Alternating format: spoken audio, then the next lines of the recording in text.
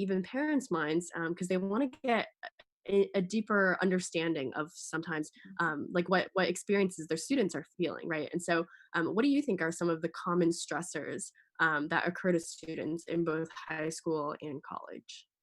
Sure. Well, I'm assuming most of you have high school students, or you are a high school student.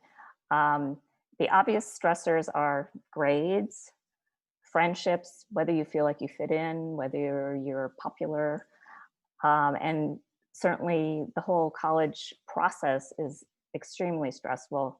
So I find that generally speaking, once a student is in junior year, they become very focused on the college application and the ACT and SAT, and that can take over their whole, really feel like it's taking over their whole life, and they can't really think about anything else. So I think those are the big stressors. I'm trying to think anything else. And for some kids, also it's how they look, whether they think are they wearing the right things, or are they feeling like they really do they fit in, and that can be really important in high school. Right. Do you want me to talk to you about college too? Yeah, absolutely. Okay, so college is a little bit different in that you've gotten through the college application process and you get to the college campus. The problem is not the right word. The difference in college is that all of a sudden you're not under your parents' home. You're living without your parents, and that causes you to have to take on a lot more responsibility, to make a lot of choices, decisions, to be much more in control of your daily life. So stressors, not only do you have the grade stress and wanting to fit in and make new friends, which is also hard, you have to worry about keeping your dorm room clean and doing your laundry, and maybe going to various activities that you've signed up for, or meeting a professor. So there's all of a sudden there's a lot more things to take care of that you have responsibility for, and that's why so many freshmen actually become stressed and don't know how to really handle the whole college life experience. Right, that makes sense. I guess how do you deal with stress that is particularly placed on you by your parents? I know that this is a huge one, especially for a lot of maybe like Asian students who are on the call, for instance. Parental stress is a huge factor sometimes, especially in high school, because you're living under the same roof. And so, do you have any tips on how to deal with that? Sure. Well, I will say, I mean, I'm a mom, obviously, as well as a college success coach now. I mean, I know, and I'm sure the parents on this call feel the same way. I'm very focused on having my kids have a good life. I wanted them to go to the best school possible that they could get into. We really supported them all along the way. And now that they're working in New York City, I mean, I'm still, even though they're not under my roof, I'm still very focused on, how is their life going, and are they doing well? And, did I set them up to have a good life? So I'd like the students here to really think about the fact that your parents everything they've done for you is coming from a good place. They are not intentionally putting extra pressure on you, but they really want the best for you. And that's how I feel about my kids. I'm sure that there were times when I put too much pressure on my kids, and you know, but what I think the best thing that you can do is to communicate. So I have a very close relationship with my children, and they're not afraid to speak their mind, and have honest, open conversations. But I do think that if, as a student in high school, if you're feeling that your parents are putting too much pressure on you, you really need to open up and tell them, because it could end up having the opposite effect that your parents want. Because if you're already feeling pressure just because what you want for yourself, and then there's an additional pressure from your parents, it may just become too much for you and end up, um, being counterproductive for them to be putting that pressure on you. They may not even realize how you feel. So I really think that the ideal situation is to really sit down, and talk about it on both sides. Let the parents talk about what they want for their kids, and let the kids explain how they're feeling and how the parents can be supportive without putting pressure on them that is going to not help them succeed. Right. Yeah, that makes sense. Do you have any examples actually? Like this is a follow-up question. Do you have any examples of potential, like disagreements that can happen between a parent and a student that can Sure. cause a lot of stress? um, well, certainly in the college application process, a parent could have their sights set on, XYZ Ivy League college, and the student might feel like they don't want to go into a competitive environment like that. Maybe they want something different for themselves, or they'd rather be a big fish in a small pond, go to an excellent smaller school where they can shine and they can feel really good about themselves. So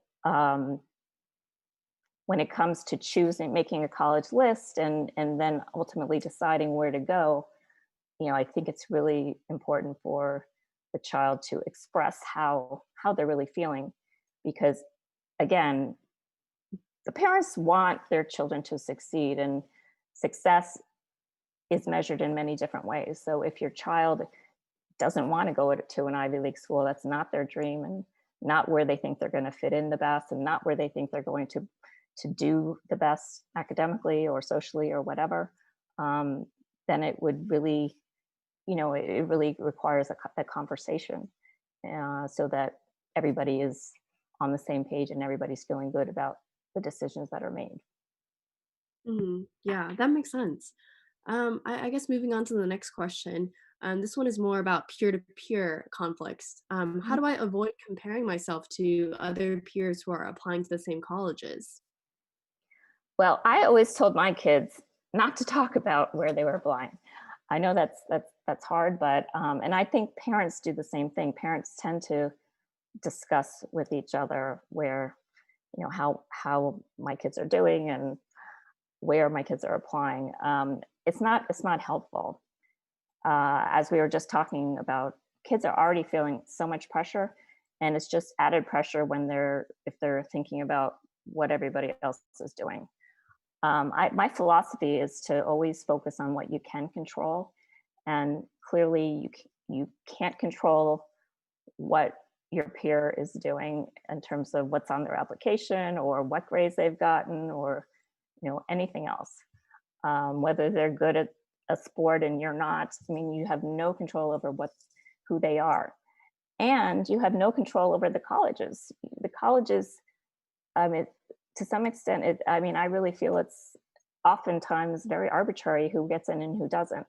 You could look at two applications and guess, um, who might get in, and you could probably be wrong if it was a choice of one or two, because they choose who to accept based on so many different factors. It could be something as simple as they're looking for somebody who plays the trombone, and that person happens to play the trombone, even though maybe his grades weren't as good as your child's. So to me, it's really kind of a waste of energy, a waste of creating more anxiety to worry about what anybody else is doing. So to the extent you can just kind of keep it to yourself, focus on what you're doing, focus on who you are as a person, and getting that out in your application, putting yourself in the best light as you can in the application, and getting professional help to do that. I think that's the best thing that you can do. Yeah, that's great advice. Would you say that that holds true even for, like some students, for example, like when they're writing their college essays, Mhm. they want to get their peers to maybe like edit their essays for them, right? Mm. Would you recommend that, or would you recommend sort of more going to professionals instead? Yes, definitely to professionals. I mean, it there is a science, almost a science to writing a good essay, and your peers aren't going to know what that is. There, um, so you really need to go to an essay expert to figure that out if you want to have the best application that you can have. No, no, no, nah, there's no question about that for sure. Yeah, no, great. That makes sense. Next question is, how do I deal with stress that is caused by poor time management? I think this one is a huge one, especially with coronavirus. People are kind of just on their phones or on their laptops all day, and it can be so easy to be distracted by all the other like social medias and technologies and stuff like that. So, what are your recommendations for time management? Well, time management is critical throughout your life, and I will tell you from working with college students, the freshmen who do the best are the ones that know how to manage their time. And most of the students I end up working with, that is the first thing that we have to work on because they just don't have a sense of that. And I mean, when I think about my kids in high school, they did use a planner, and that's the first thing that I start with is using a planner, like a physical planner, where you have um, all the days of the week showing, and then the time of the day, like 9 a.m. to 9 p.m., for instance, going down the left hand column. That's the best kind of planner to get. Um, so what I was thinking is in high school, you may have, and you may use a planner. I'm not sure what school you're at, but I mean, my kids did, but all they had in it was when their classes were. That was it. The way I teach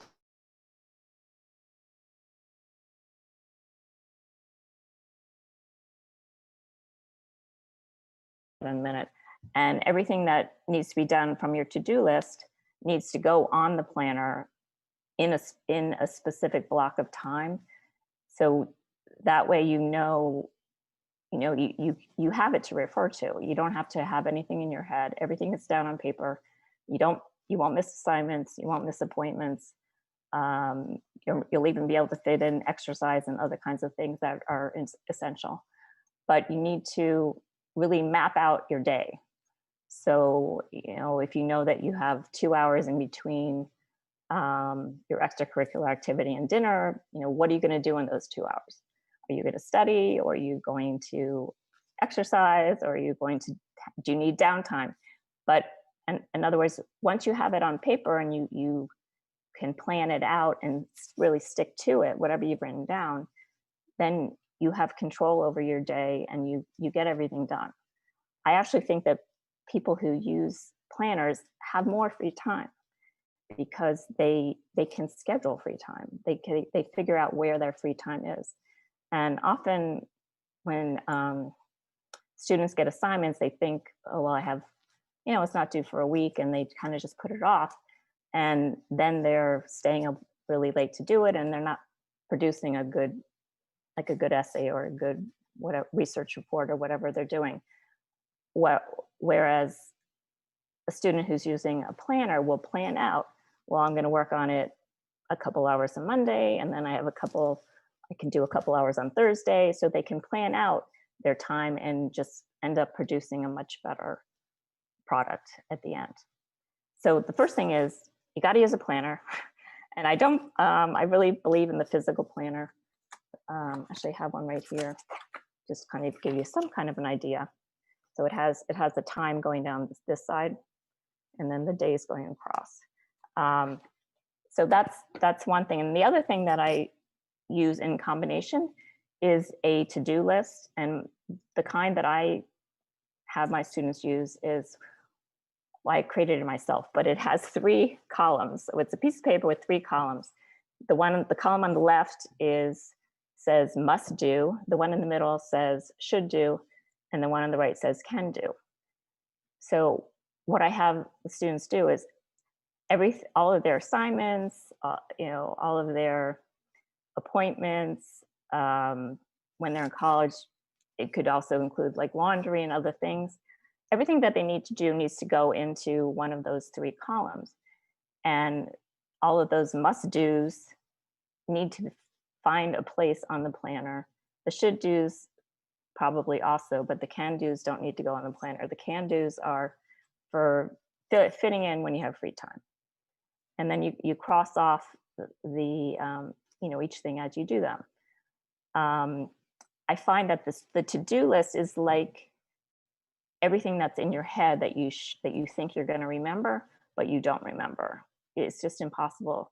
As you have more and more responsibilities and more obligations, you cannot remember them. So the to-do list is like what's in your brain, and you need to have it all in front of you so that you're sure that you're not going to forget anything. And it also frees your brain to think and to really, use your brain for its purpose, because your brain isn't made to just remember lots of little things like that.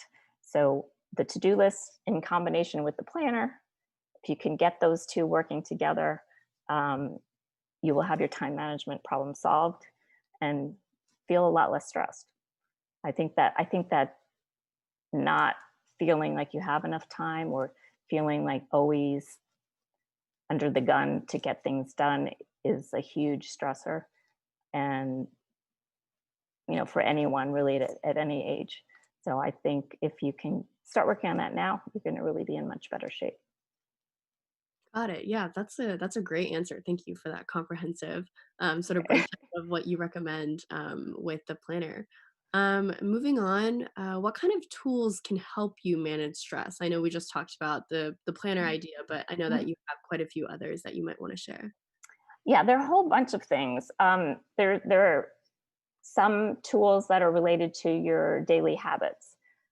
Simply exercising on a daily basis is reduces stress. It reduces the stress hormones. It creates endorphins in your body. Eating healthy also helps with stress, reduces stress and inflammation in your body. Drinking a lot of water helps, and really getting enough sleep is a really big one. I mean, I probably don't get as much sleep as I'd like, but most students get really the minimal amount of sleep, and that affects stress and anxiety and everything related to mental health. So there are those daily habits, and then there's a whole category of actual things that you can do to calm yourself in the moment. That includes things like deep breathing, meditation, yoga, um, saying positive affirmations to yourself, visualizing a positive place or a positive outcome of what you're doing. So a lot of mind related things. And then there's another category that is more active things that you can do to reduce stress, like using a gratitude journal, walking in nature, spending time with dogs, listening to music. So there's really a whole range of things. And the best thing you can do is pick one or two that feel good to you, and use them on a regular basis, and know that you have a tool that's going to help you calm down and feel more in control of yourself. I'll give you an example of how I used deep breathing for one of my students. She was actually a sophomore in college at UPenn, and she was having panic attacks before every exam, and she had never had them before. And so I taught her how to use deep breathing. And that, if you haven't ever tried deep breathing, it's basically just like breathing from your stomach area rather than your chest, in a slow way in through your nose and then out through your mouth. So I taught her how to do that, and she started doing it. She liked it so much that she said, I would walk to class, I would be doing deep breathing. I was in my class, I'd be doing some deep breathing. And she always did it before the test and even after the test, just to make her feel more settled. And she stopped having panic attacks. I mean, that is one of the simplest and best methods of feeling in control and reducing stress, because you can't. It's just a natural way your body reacts to the slow deep breathing. It just calms you down, and you probably only need to take maybe 4 or 5 breaths usually. but that's something that you can do anytime. Nobody will really notice that you're doing it. I do it myself. Sometimes I do it when I'm driving, when I'm feeling anxious from whatever the situation is on the highway. So it's just it's in your body. You don't need any other tools. It's just your own breath will help you manage stress. So that's just an example of how it can be used. Great. Yeah, I like that a lot actually. I had a teacher once who made us do deep breathing before Oh, every single test that we took, which was awesome. But oh, I nice. had a follow up question for that. Yeah. So you mentioned using tools like positive affirmations or Mhm. gratitude journals. Could you just really quickly give some examples for both of those things in case Okay. people haven't heard of those tools? Yeah. Okay. Okay. A gratitude journal. A journal is just any kind of a notebook that you can write in. The idea of the gratitude journal is to write down. Well, I mean, it can be done in different ways, but this is like a standard way. Is to write down three different things every day that happened to you that you felt good about, or that made you happy, or that just um, somehow you felt it made you feel positive. And I mean, it could be simple as I got to talk to my mom on FaceTime, and I hadn't, my grandmother, or I hadn't seen her in a long time. I'm thinking about my mom, but like your grandmother, if you're a child here. And the reason why it's so helpful is it starts to make your brain look for positive things, because the way we're built, we are tend to look at the negative. We tend to we're being it's in a we're in a like protective mode, and everything we're kind of watching out for negative things that might happen. So if you can start to change that and have your brain be looking for positive things and happy things and good things, it can just change your whole mood and your whole way of looking at the world. So that is one very easy thing to do. And most people do it either right before they go to bed, or they do it first thing in the morning to kind of start off their day on a positive note. Got it. Yeah. Yeah, does that make sense? Awesome. Yeah, no, that Yeah. was great. Okay. And then the positive affirmations is the other one you asked about. Yes. Yeah. So positive affirmations are basically phrases that have some meaning for you, that make you like feel good, maybe feel motivated. You can make them up yourself. You can also find them online. They're like quotes. There's very short things, but it could be say you're taking chemistry now, and it feels very hard for you, and you're kind of struggling a bit. A positive affirmation for that could be, I know I'm going to understand chemistry and get a good grade at the end of the year.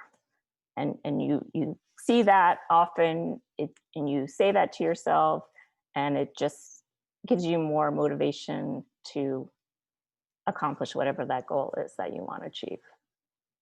Great. Yeah, thank you. So I know we still have one more question, but are at the portion of this session where we're going to be actually opening it up to Okay. audience Q&As. So for all the attendees who are here right now, if you have any questions related to what Dale has talked about, or completely unrelated and just like other questions about, stress, time management, whatever experiences you might be going through right now, feel free to drop it in the chat or drop it in the Q&A box, and I will go ahead and ask them in the order that I see them. So yeah, go ahead and ask any questions, and I will just get started really quickly by having you, Dale, answer that question. That was the last question on the slide, which was how do I balance, Oh, academics, extracurriculars, school, friends, all that stuff. okay. Well, I noticed in the question was the word was prioritize. So if it was me, I would go back to my prioritize sheet idea and think about what is a must do, what is a should do, and what is a can do. So on that list, the must do's are clearly schoolwork. You need to do your schoolwork and get good grades. And then you have to do your college applications, but those are um, date specific. So, possibly You could be, if you're using a planner, you could be factoring in where, when you have to do each application depending on when they're due. So the must do's, those would be the must do's, and then the should do would be extracurricular, and then I would say the can do would be the social. Yes, you'd like to have some social, but you're going to have to, if you're using your planner, you're going to have to find those free time blocks to fit in some social. And since we're not doing much in person now, the social could just be doing a Zoom call online or something like that. But my priority would be my grades and my college applications. Got it. Yeah, that's a fantastic answer. We have an awesome question from an attendee. This is one that I've been thinking about a lot, is Okay. especially for students who are, going through the college application process right now. How do you motivate yourself to actually sit down and write that Common App essay or write that, those supplemental essays? That's a good question. I guess give you a couple of ideas.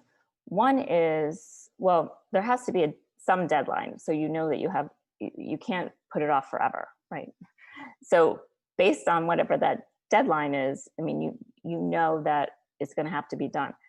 So a couple of different things you can do. One is you can, you know, set aside a block of time and let yourself know that after you do that, you get to reward yourself with something. So that there's some external motivation there. That's one thing that you can do.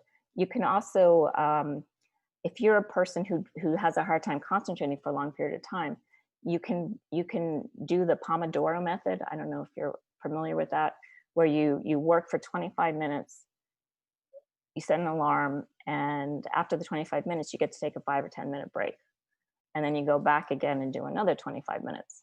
And that's often very helpful for people who just don't like to sit for that long or feel like their brain can't focus for that long. So that's another thing that you could try. You could also buddy up with someone like a friend of yours.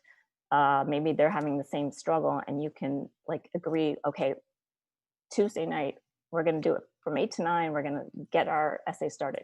You know, come up with some plan where at least you feel like somebody else is doing it at the same time. It doesn't feel as horrible. Um, so that's another idea. Hope hope some one of those might sound good to Yeah, great. Those are awesome ideas. Another question is, how do I know when my stress has become more of an actual serious mental health concern? you. That's a really good question. Okay, well, I would say if your habits have changed a lot, and the kind of habits that I'm talking about are how much you're sleeping or not sleeping, if you notice like a big change in that, if you maybe you don't feel like eating anymore, or the opposite, maybe you're like eating constantly, and you realize this is not how you've been before, or another one would be if you just don't feel like you're happy about anything, and like everything seems difficult and not you're not excited about, like if you're just like your whole general mood doesn't feel the same as what it's been before. um I think those are kind of pretty common things. And then also there's also the, having stomach aches all the time, or feeling nauseous all the time, or maybe you're getting migraines, anything physical like that that is unusual for you. But certainly, if you're concerned about it, I would, definitely talk to a doctor. I'm not a doctor, but you start. I would start there with the doctor to see, and then if the doctor thinks it's appropriate, they might suggest you see a therapist. Yeah, absolutely. Thank you for that answer. Sure. You talked a lot about, different habits that we should form, right? Like whether it be using a planner or whether it be sleeping a lot, stuff like that. So, but I think a question that a lot of the students often ask is, how do you actually get to forming those habits? Mm, okay. It's a really good question. I would say choose one habit. You can't just do everything at once. So I would say choose one habit at a time. Maybe pick the one, either pick the one that's hardest for you, or pick the one that you're pretty good at it but you want to get better at. So just pick one of them and work on it. Say work, decide that you're going to work on that one habit for like a week and see how far you get. I mean, you could even like grade yourself on a scale of 1 to 10 or something. So say that you're not getting enough sleep, and it's making you not do as well as you could do, and you just don't, and you're in a bad mood because you're not getting enough sleep and you're always tired. So you could say, okay, I'm really bad at that. I'm like a 2, and I need to get closer to 10. So you could start planning out how you're gonna get be more sensitive to about your time so that you can get into bed earlier. So the whole time management thing really affects everything. So if you're much better at scheduling your time and getting your work done, then you'll have a better chance of getting into bed earlier, which gives you more time to sleep. So I would just say work on one thing at a time. And if you need advice about that, you need to maybe reach out to somebody who can help you, like somebody like me, or plenty of other people out there too. Yeah, absolutely. So I think one last question that we can probably take is something that you've mentioned a little bit already. But exactly how much sleep do you recommend, per day for high schoolers? And do you also have a take on whether or not it's better to be a morning or nighttime person? Oh, that's interesting. I happen to be a nighttime person. I don't think it's the best, but in terms of the number of hours of sleep, it's generally considered to be somewhere between 8 and 10 for a high school person. I mean, everyone is a little bit different, but that's like a good range. If one way to kind of figure it out is on a well, it may not work, but you could try like on a weekend. Don't set your alarm and see how many hours you sleep. Maybe do it for a couple nights in a row and see if you kind of get a sense. Well, my body actually needs like 10 hours of sleep. I didn't realize that. And if you figure that out, then you can start trying to work that into your schedule. Again, got to start with that time management piece, and then you'll have a better chance. In terms of the morning or night person, it you know I say I don't like being a night person, but it just kind of happened that way since I was young. Um, I'm always just jealous of the morning people because I feel like they've gotten so much more done before I've even gotten up. But honestly, as long as you get what you need done and you feel good and healthy, it really doesn't matter. I just feel more productive later in the day. So that's why I'm a night person, but I don't think it really matters. Got it. All right. Well, awesome. I think we've hit the end of our time that we can speak to Dale. But thank you so much for your insights today. I think everyone took away something really important about managing stress during this event.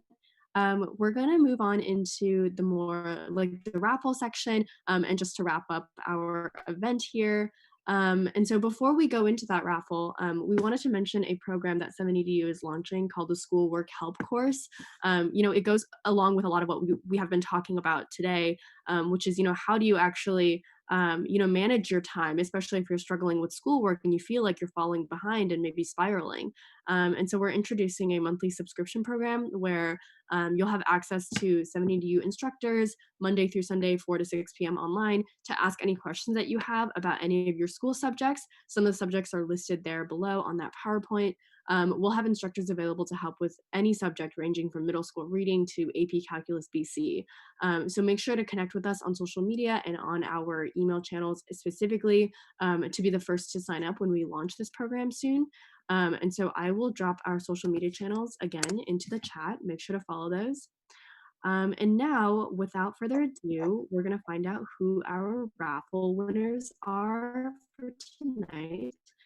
As a reminder, we have two winners tonight who will receive a college essay revision session with one of 7EDU's best essay development counselors.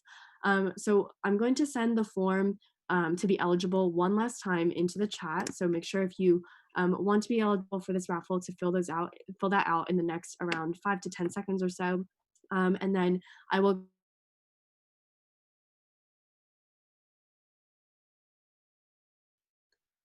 All right, I'll give it another couple of seconds.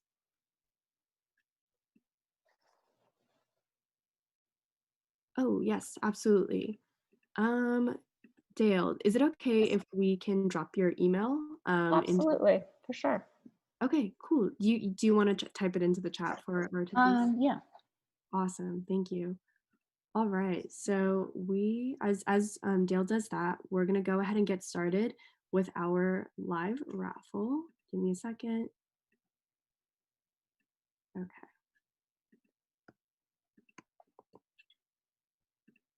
alright, let's see. So I'm putting everyone's names into a random name generator, and we're gonna pick 2 names for our winners tonight.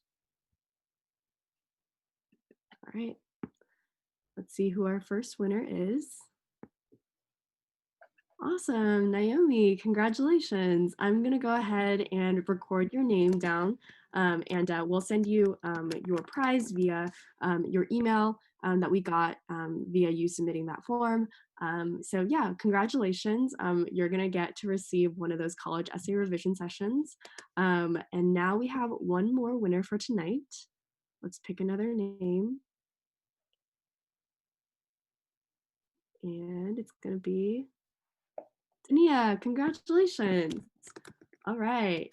All right. Awesome. Well, congratulations to all of our winners tonight. If you enjoyed tonight's event, remember that next week we actually have another event coming up on Saturday called Everything You Need to Know About Taking the SAT Right Now, where we will answer any questions that you have about taking the SAT during these uncertain times. So go ahead. I'm going to drop the sign up info into the chat now. Yeah, so if you are interested in, if you are taking the SAT soon, or if you have any questions about how to really go about taking that test, make sure you sign up via that registration link that I just sent in the chat. And I think that's going to be all for tonight. Thank you so much for attending this event, and thank you, Dale, in particular, for sharing your wisdom with us. Thank you. Thanks, everyone. Thanks a lot. All right, good night, everyone. See you next time.